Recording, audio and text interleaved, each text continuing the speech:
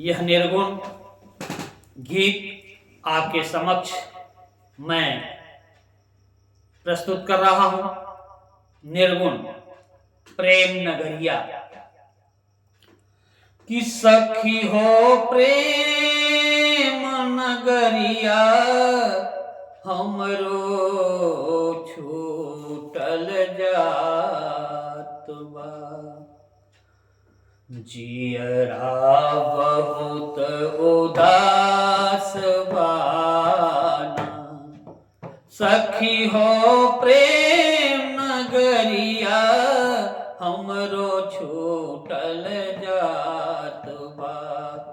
जियरा बहुत उदास बाना, बाबा गैलन आज बाजार, लेके रुपिया दू चार। बाबा गैलन आज बाजार, लेके रुपया दू चार। सखी हो हमरे खातिन चुनरी अब खरीदात बा।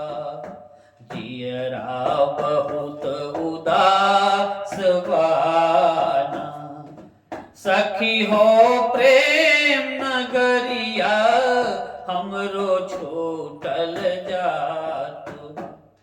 जियरा बहुत उदास बाना, पापा लोहरा के बुलवाई। बाबा लोहरा के बुलवाई, दिहल हरियर बांस कटाए। बाबा लोहरा के बुलवाई, दिहल हरियर बांस कटाए। सखी हो हमारा खातिन डोलिया अब सलात बा। जियरा बहुत उदास बाना, सखी हो प्रेम नगरिया, हमरो छूटल जात बा।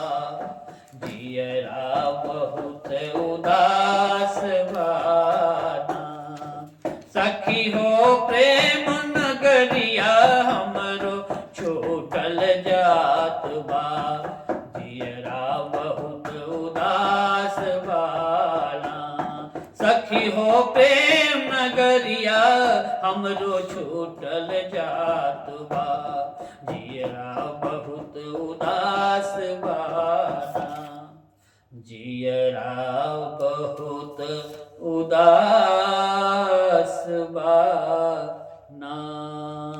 यह निर्गुण आपको कैसा लगा? अच्छा लगा आप लाइक और सब्सक्राइब अवश्य करिएगा। धन्यवाद।